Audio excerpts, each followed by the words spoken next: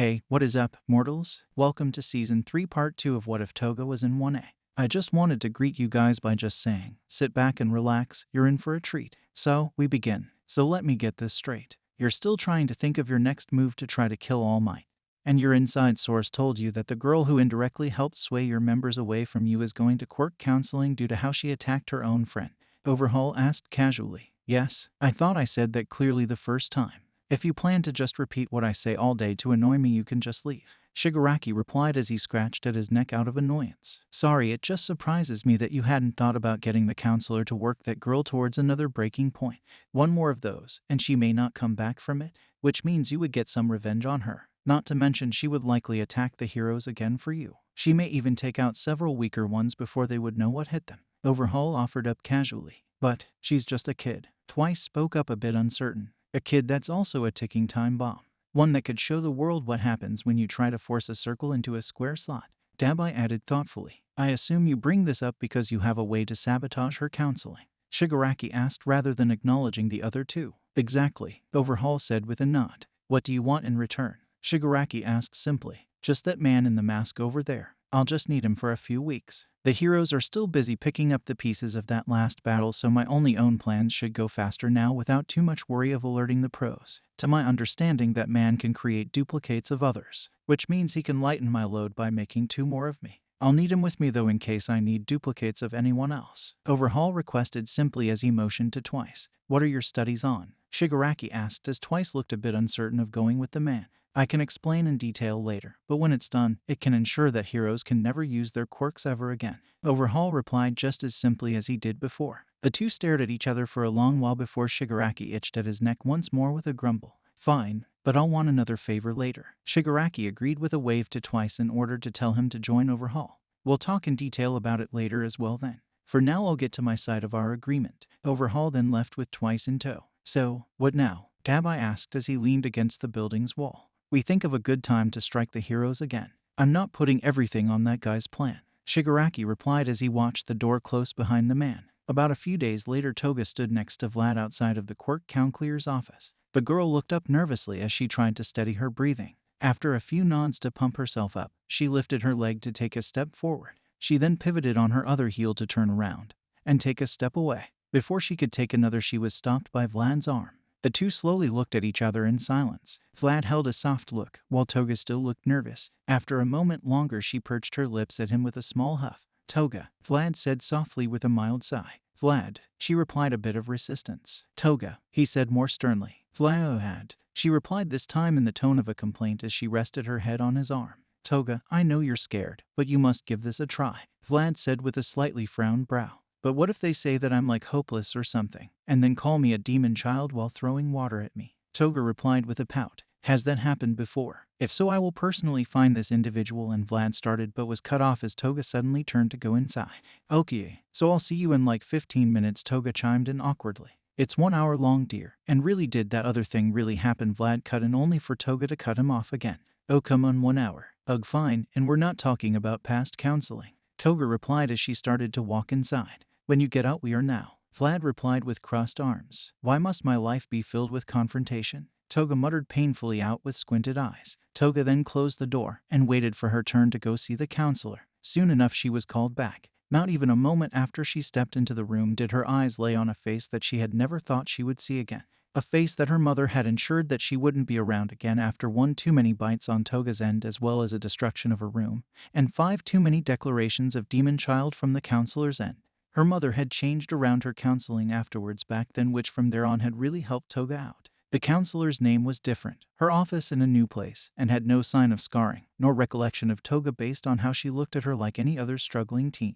Toga, on the other hand, remembered it all. The rage, the sadness, the feeling of suffocation of the pressure that had been on her. She could remember what it was like to attack her, and how she felt no remorse back then. She remembered the assault, and how she had lashed out on the room and counselor herself. Toga's focus came back as the woman snapped her fingers at her to gain her attention. Take a seat, young lady. Based on your file, we have much to cover, the woman said in the same dismissive tone as Toga could remember from so long ago. I'm sorry, I have the wrong room, Toga quickly said as she turned to leave. Himeko, Toga, is it not? The woman asked, which caused Toga to stop in her tracks. My dear, if you leave now, I will have to report that you are unwilling to work on your monstrous behavior. and I will need to recommend that you never return to any hero academy due to the triggers it would put you right in front of. Toga's jaw tensed up along with every other muscle in her body. Against her better judgment, she turned around and kept her eyes trained on the floor. Good girl, now come sit, the woman instructed simply. Toga then silently closed the door and sat down on the couch that she was directed to. Her arms trembled as she reached over to the armrest to help her guide herself down to sit. The woman then proceeded to go over exactly everything Toga had done in the forest. Tears filled Toga's eyes as it was all rehashed out to her in incredible detail. Then she went into what she had done with the blood bottle. Toga's eyes grew wider as she wondered how she could know about that. Her confusion and shock only grew as she then went into what Toga had done to her first counselor. She went into detail about all the feelings she had that day as well. Toga then slowly looked up just in time to see herself where the counselor once stood. It had a distorted face though with a twisted smile. It then shot towards her with a single blink of an eye. It then pinned her to the couch and held a knife to her throat. It began to shout, still in the woman's voice, every twisted thought Toga had ever had. Tears of guilt and fear flowed down Toga's cheeks as she looked up to it. You'll never make any of it up to any of them. And you know why? Because you are a demon child. A killer. A murderer. It screeched out. No, Toga screamed back as she clenched her eyes shut. Silence then filled the air for a moment as it felt as though she was floating for a moment. By the time she opened her eyes, she was sat on the couch normally again with the distorted version of her missing. She looked about the room coated in sweat with her heart racing. Her eyes laid on a man with a soft and warm smile who held the door open to the room. That's all, kiddo. Your time's up, he said with a chuckle. What? Toga asked, confused. The session is over, hun. You did wonderfully. I wasn't expecting you to be so open, but your remorse is a wonderful sign. It means you show promise to grow from your past mistakes. That, and to be able to coexist with others like anyone else, he said almost proudly of her. I see, she said in a shaky tone. She got up with weak legs and made her way out of the room. See you next week, he said happily before he shut the door behind her. Toga tried to figure out what exactly happened, but couldn't figure out what had. Each time she looked at the time, it showed that she had been in there for an hour despite how short it felt. She didn't remember seeing that man up until then and just then, let alone talking to him about her issues. Had it all been just all in her head? When she got back to Vlad, he smiled at her brightly before it shifted to a frown upon noticing her demeanor. What happened? He asked, concerned. I apparently showed remorse, and am not a lost cause, Toga offered, uncertain of the answer herself. And that saddens you? He asked, still confused by the look on her face. No, she sighed. I don't know. Should we talk about it? Vlad offered, so she had a metaphorical open door to share her thoughts. Maybe. I don't know. I don't even know how to talk about it honestly, Toga admitted, her hands still shaking. Well, Vlad gently put an arm over her shoulder to give her a side hug. When you know, I'm right here to listen. Like a big strong muscle diary. Okay, Toga said with a slight snort at his phrasing. For the next week, Toga focused on packing and moving into the dorms when she knew the others wouldn't be around. Despite her time with the girls earlier, the nightmares she had about her counseling session had sent her right back to may I please hide in my room all day and never come out again stage of dealing with things. During this time, her mother texted her to ask about how things were going. She still didn't know how to address what happened, but she figured it was just in her head at this point. So she told her just what she told Vlad, which seemed to really make her mother happy, which made Toga happy that at least one of them was. Once everything was at the dorms, Toga said goodbye to Vlad to go to her new dorm room. She only really saw one person before she got there though, Bakugo. The last time she really interacted with him was at the forest camp for mild passing teases. Besides that, it was the day she drank all that blood from the bottle. He had known there was something wrong back then, just as much as he knew was something wrong now. She could hear him following her as she went to her bedroom. Even after she shut the door, she could tell that he was outside of it. Everything's going to be fine, Bakugus's voice softly said, just loud enough for her to hear on the other side of the door. Hey, you visiting someone? Izuku's voice called over from down the hall. None of your business, nerd, Bakugo shouted back and stormed off. Wait, is that Toga's room? She in? I wanted to visit her earlier, but Vlad no. Izuku asked with a light-hearted laugh. No, she's not in yet, so go bother someone else, you stupid Deku, Bakugo shouted just barely in ear range. Toga sighed in relief as she heard Izuku leave. It wasn't that she didn't want to see him. It was just that she didn't want to try to have a light-hearted conversation with a friend who she yeeted into a tree that had been just trying to help her. So instead she just put on her PJs and let down her hair before she crawled in bed to resume sulking. This lasted for a long while, no doubt a few hours, until a large party of people started to laugh as they went door to door to seemingly comment on rooms. It sounded like fun too, until Toga realized she didn't lock her door out of habit. right as said door was open. Like a child almost being caught by their parents when up late, Toga kept her back to the door as she clutched one of her 1 seconds of stuffed animals littered around her room. Wow, those are a lot of stuffed animals, Mina muttered. Good thing mine transferred out. He'd likely have a weird comment to that. Denki replied back. Wait, he was transferred out? Jiro asked. Yeah, he, Ajiro, Koda, Sato, Shoji, Uraraka, Hagakure, and a bunch of Class B all transferred out. Denki explained. And here I just thought Toru was hiding. Momo said thoughtfully. Wait, Uraraka transferred out? Jiro asked confused. That's what I heard. Denki replied with a shrug. Toga's heart plummeted the moment she heard all the names, and even more so when she heard Uraraka.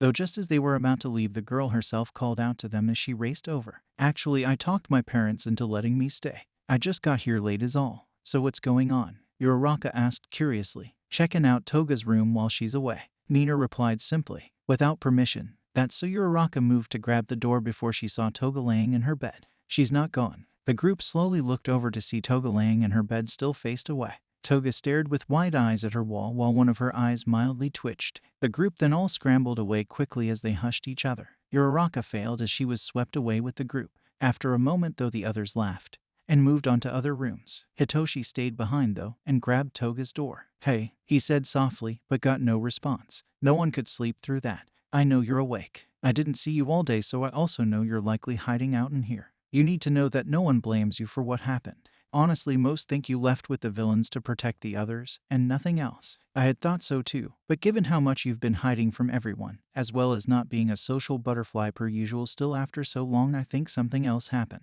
I'm sure the situation here isn't helping you any mentally either. What I do know is that no one hates you, Toga. If anything, they just want you okay again. I know I want you better so you can see how much I've improved my cardio. Toga's eyes relaxed as she felt the weight lift just enough to let herself snicker a little finally. Night, Hitoshi said softly. Night, Toga replied finally as he shut the door. In the morning, Toga got dressed, then sat down to do her hair. She looked at her hair ties, then took a deep breath, and tried her best to do a bun with half her hair up and half down.